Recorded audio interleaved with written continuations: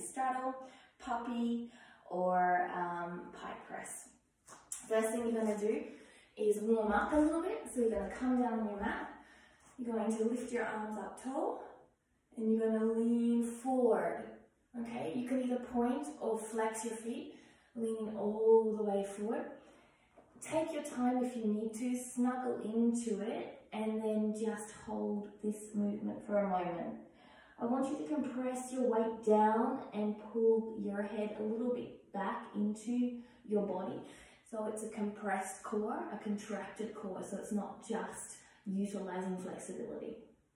Once you've held here for a few minutes, bring your hands up and pulse forward, bring your belly button to spine. So you're elongating out your core and you're utilizing deep core right now. So from a side view, it looks like this. Hands in the air, belly button to spine, and coming forward and pulsing forward with a long core, not this movement.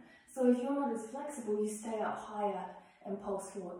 If you're more flexible, you can come down lower and pulse forward. So you're building heat and flexibility in your body because the press needs heat and flexibility. So from there, we're going to just open up our front body a little bit. You're going to bring your hands behind you. You're going to place your feet down and you're going to lift up here. And then bring yourself back, keeping your bottom lifted. Keep your legs together if you can. So up. And belly button to spine, shoulders back, lifting up. So from the side point of view, you are going to keep your legs together potentially. Hands are between your hips and your knees. You're going to lift up and back.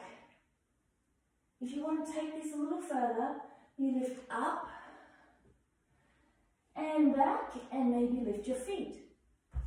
And up and back between 3 to 5 reps, either here or here. From here, we're just going to strengthen our core a little bit more. So I'll show you here. You're going to place your hands a little bit closer to your knees and do a suck, like you're going to press yourself up from this position, but we're just going to hold. So from here, inhale, exhale, shoulders down, chest is up. And you're going to lean forward slightly with an elongated back, belly button to spine. And you're going to lift up and hold for 5 seconds. And back down. You can either hold here for 2 seconds or here for 2 seconds and down. So again, here, hands here, leaning forward with that nice elongation we started with. Inhale here, and exhale, lift and push up.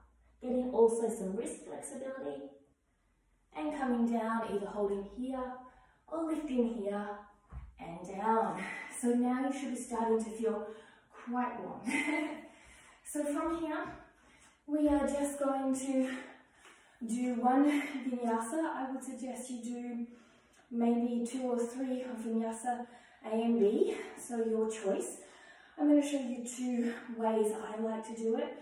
This can incorporate a press into the flow or not, it's up to you. So, breathe in, let the good times flow, smile on the dial.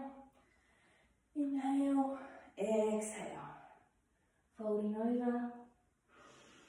Inhale, lifting up, and this is where you choose your versions: jump, float, fly.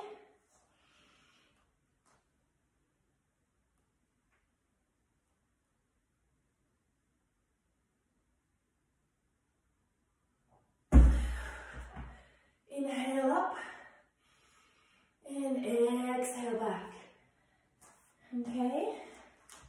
One of the reasons a lot of people are so strong is because they incorporate repetitive movement, which then also helps the neural pathways form and then in turn become just like walking in your day. Jump, float or fly forward. Inhale, come up onto your tiptoes and do your flow.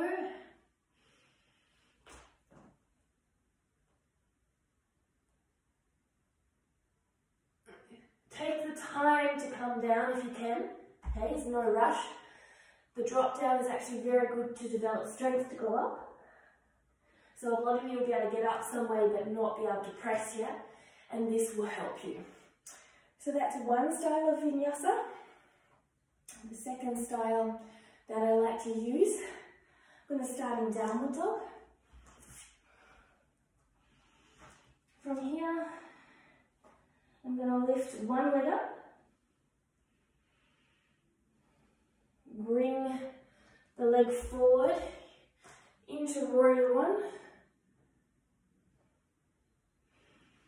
Hands come down into your standing split, your version, and from here, jump, float or fly back.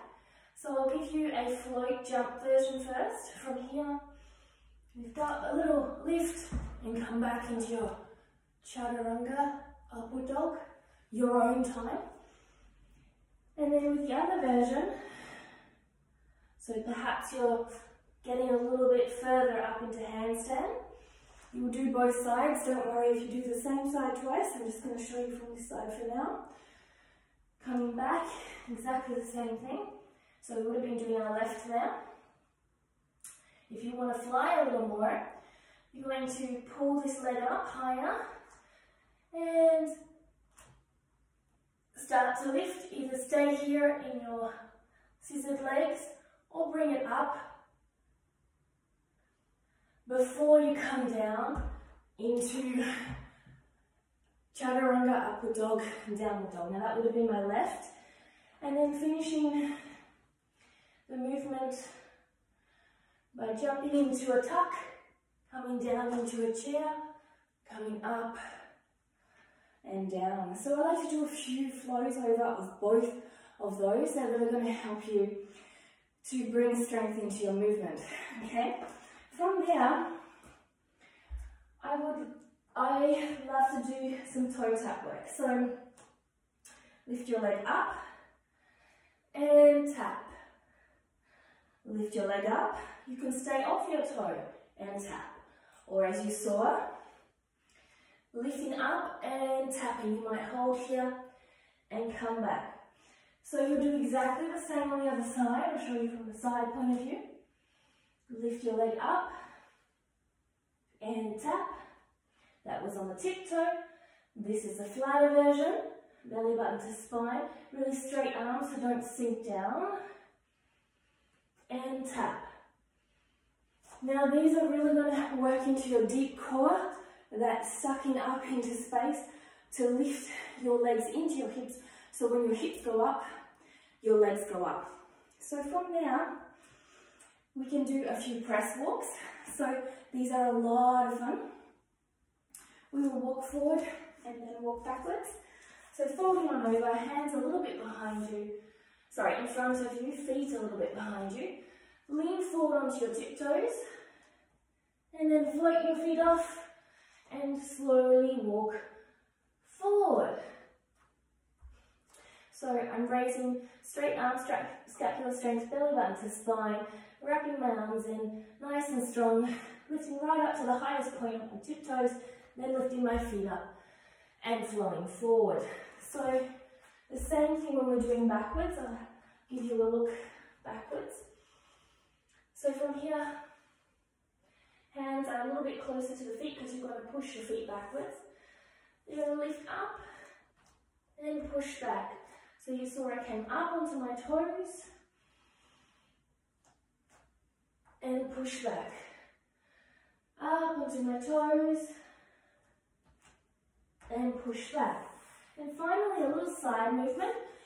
One hand on the inside, one hand on the outside. Okay, so and then we move towards the side, which I find the most easiest.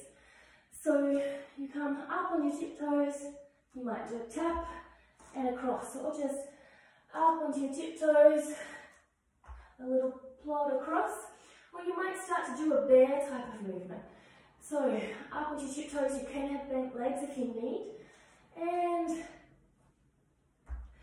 there's a bear type of movement for you. So you're doing left and right. So now that we've really warmed up our core, let's have a look at some movements to get into the press, okay? So the first one,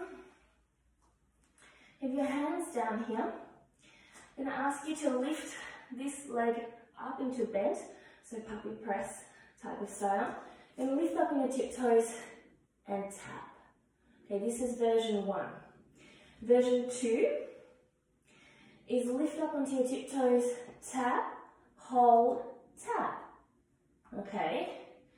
And version 3 is lift up onto your tiptoes, tap, knee in, hold. Maybe you tap down, who knows? So there's 3 skill sets you get to use, to utilize to grow into that tap. You will do that both sides. From there, when you're starting to feel like you have movement in that, you can also start to use a half moon variation. So I'm just going to face the back so you can see what I'm doing. So you're going to come into your half moon, legs elongated and activated. You're going to bring your leg around, holding it to the height of the hand and tap. You're going to bring your leg around, holding it to the height of the leg and tap. Now this time, as you bring your leg around, keeping the leg in alignment with your body too, and your body open, you're going to bring your leg around, hold, bring both feet down here. From here, you're going to lift this leg up, and then slowly push through the knife edge of this foot out.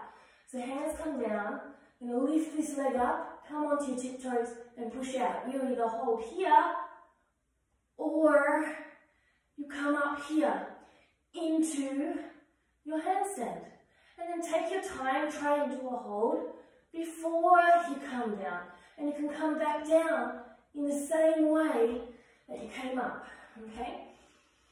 And this will help you to develop the straddle press, okay? And these are the main presses that will get you slowly heading towards that pike press, which takes time and practice, but let the journey grow, utilize your skills, and have fun. Namaste.